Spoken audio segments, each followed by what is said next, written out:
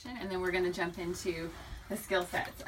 So I have been here for about 3 years, and before that I was at an adolescent group home for boys doing DBT as well. So together I've been doing DBT for about 5 years. And I know Suzette has kind of given you guys the overview of the DBT model, and today I wanted to kind of focus more on distress tolerance skills, what they are, and kind of get you introduced to a feel for what they're like.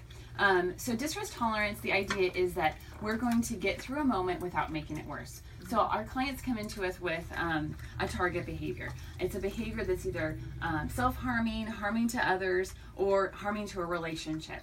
Or they're just not being able to function in ways that lead them to losing a job, or not being able to live in society, or getting restraining orders against them, that kind of behavior. So knowing that we're looking at impulsive behaviors that are not helping them in their life.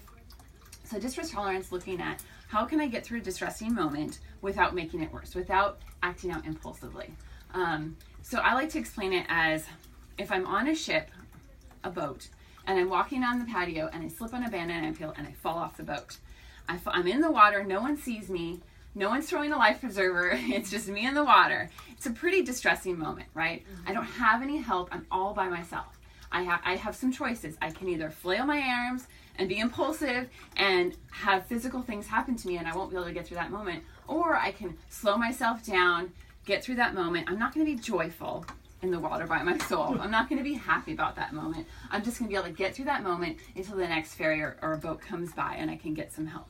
And that's how our clients feel. Sometimes they feel like they're in the water all by themselves, alone in a crisis situation. So we're teaching them, okay, what can we do in these moments to get through this moment without making it worse? So today I'm going to give you guys some distress tolerance bags. Because when we do the module, we give every client a bag. That's fun. So you guys get to do one. Have them too. Thanks. Thank you. Thank you. So go ahead and open those bags, check them out. And I gave you a bag with several things. What we normally do is we give them a bag at the beginning of the module, and every week we add something to it, and we ask them to go home and add things to it themselves, things that work for them. So there's Play-Doh in there because a lot of our clients tend to be in their thoughts, and the stress increases because of the thoughts that they create. And so something like Play-Doh is a tangible external item that I can focus on and get out of my thoughts. We have tea in there because we go over soothing the 5 senses. And it's a taste item, right? So we ask people rate we call them SUDs, subjective units of distress, before they enjoy their tea, and then they rate them after their tea. So that because it's a moment of distress, we're not looking for it necessarily to be joyful in this moment, we're looking at how to manage that emotion. So our SUDs is on a scale of from 0 to 100. I like to say 0 is like when you're asleep, you know? SUDs is what SUDs, subjective units of distress. So at a 0, I like to say we're asleep because there's no emotion really happening. Or when I wake up, I might already be at a 50, right? And then I walk outside my door and I'm at a 70. And then somebody says something to me and I'm in danger zone, 80, 90, or 100, right? And then that's when I start to act out impulsively. So we like to have clients rate, where am I throughout the day? What's going on for me? And when I have my little toolbox, my little bag, I can do things throughout the day to kind of manage myself and give myself more wiggle room, right? So that's in there. So there's also a coping card in there. And the coping card is to write down things that you can't do tangibly, like go for walks, listen to music. It's prompters and reminders because if I'm already at a 70 or 80, I'm not thinking through what works, right? So I'm going to go to my little toolbox and I'm going to remind myself, what is it I can do externally? Oh, that's right. I like to go to the park. I'm going to go to the park. That kind of stuff. So the other item that I'm going to add for you guys with the clients, we do it in group and individual. We have them write it out.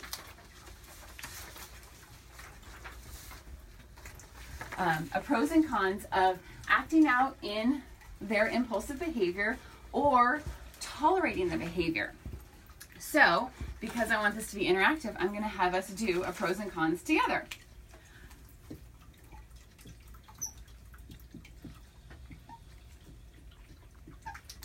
Of acting out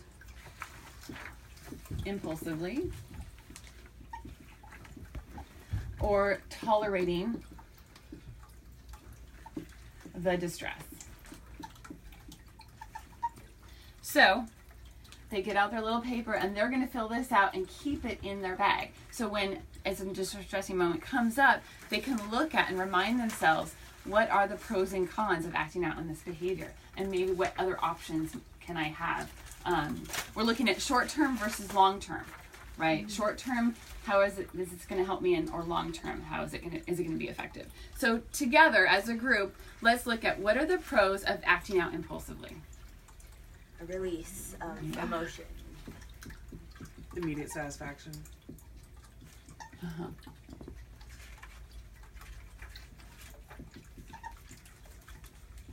Immediate satisfaction. It's like it happens. It's lessening a craving.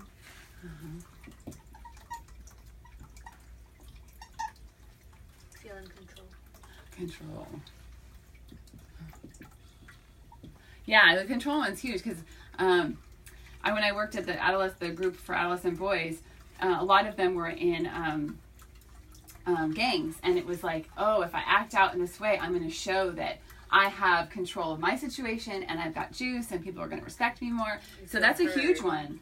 What? You feel heard. You feel heard, right? If I'm yelling and screaming, oh, they understood me. Totally. Yep. Anything else? Relief of emotion is probably like the number one. It's like, oh, I don't feel as bad. It's gone now. Yeah. Winning over someone else, in other words. Winning. I got what I wanted. Yeah. Yep. What about the con of acting out in our impulsivity? Regret. Okay. Unintended consequences. Hurting others. Or yourself.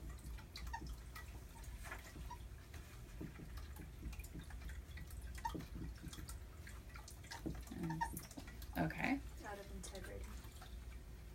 What? Lack of integrity? Being out of integrity. Out of integrity.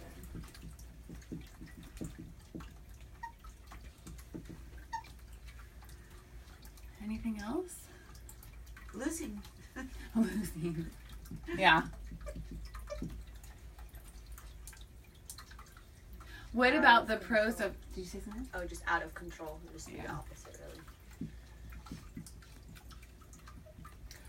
What about the tolerating distress? The pro for tolerating distress.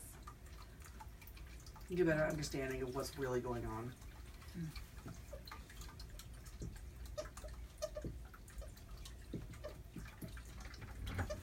Likelihood. Increase in self-esteem.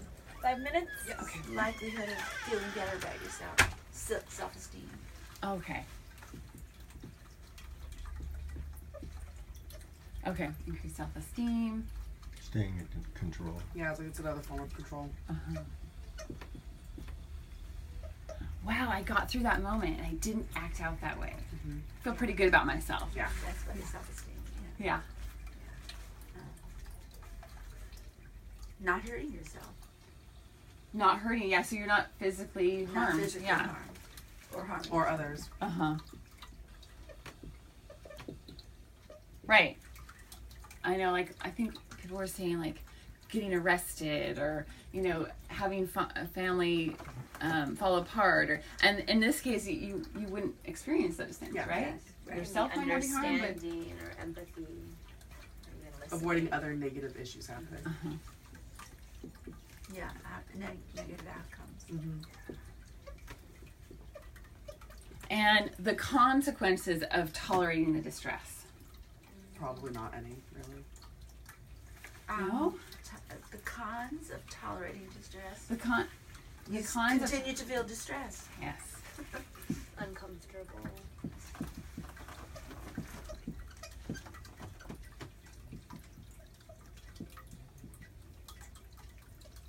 I have clients say, there's no other way. I cannot get through this without that. I have no other option. It's like, kind of like, I don't know what else to do.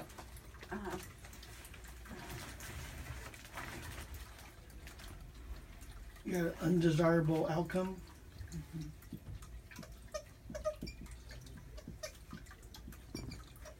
Loss of control. Feeling like out of control, loss of control. Calming a situation. Say that again? cons of tolerating distress. You tolerate it. What's against that might be a calmer situation, but You might have a conversation, yeah. Over time, resentments might build. what? Resentments. Yeah, so if you Resentful go back to that you're the being forced Yeah. to tolerate something. right, or if you go back to the gangbanger, like, well, they didn't. It's calmer, but my point didn't get across. Yeah, right. Right. Yeah. Yeah. Okay. So then what we do is we look at short term and long term. So in the short term, which one of these is more effective? Tolerating distress. In the short term? Yeah, I would think so. I saw your head shaking. What do you think? Well, for that person, acting out impulsively is going to feel the best right away. Yeah, it's immediate. It happens right now. Oh, yeah. It sure it does. In the long term, It does. does it? Is it effective? No. It's amazing. No. All these things start to get happen, right? The families break apart. You're out of control. You're losing things. You lost integrity in the long term, right? Mm-hmm. In the short term, sure, it works. And so we work with clients on, okay, we have a life worth living goal in our program. It's a goal that can be either in the next year or the next 5 years. What do you want to see? Where do you want to see yourself? What's important to you? And we link that and say, okay, our life worth living goal is it to graduate college, is it to get out of high school. Is this going to help you reach that goal? And we kind of link it to them. And so then they write down how they'd like to proceed and have it on that paper so that when things do get distressing and they notice they have that urge, they can bring it out and read through that as a way of managing. Right. And then they have all their other things in the bag to go to as well. And we, in individual, we come up with, okay, this is not fair, right? I don't want to leave you hanging. So what are some other things that we can do to help manage this? Now, this stuff works darn well. So I'm never going to promise them that we're going to find another skill set that works as strong as this. I can say, hey, what are some things we can try to manage some of the SUDs? The SUDs still might come down. So we have them right before and after. Okay, I drank a cup of tea. I was at a 70. Now I'm at a 60. Ooh, I'm still pretty intense emotion, but I'm not at a 70 anymore. Right. Right? So I'm looking at how to manage that. One quick thing I want us to do before we end is a mindfulness activity. I want us to take out an item from our little baggie. If we have a minute left, we can do this. And I want us to mindfully observe, describe, and participate in the item. We do this one mindfully, focus on the one item at a time, non-judgmentally, notice any judgments, let them go and come back to the item, and effectively. So we're doing what works in the moment. I think the bubbles are hard. I've been using a pencil to kind of poke them. So we want to do this mindfully, and distractions will come. Notice them, let them go, and come back to the task at hand. We'll go for a minute. I'll ring the bell 3 times to go for ready, set, go. We'll go for a minute, and then we'll ring it again to close out that time.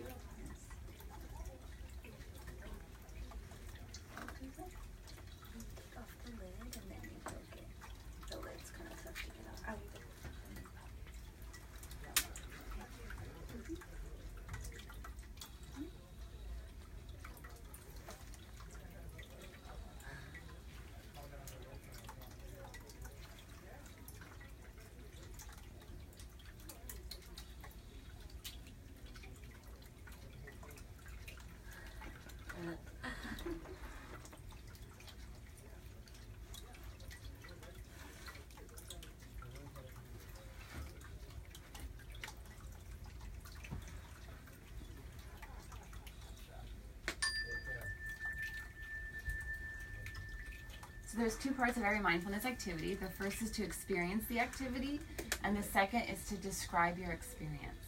So what was that like for you guys to sit and do an item that you picked? It was fun, and I felt myself getting a little bit anxious when I couldn't open it, thinking the minute might be over before I get it. So you notice, oh, I'm on a time streak. I gotta get this open. Okay.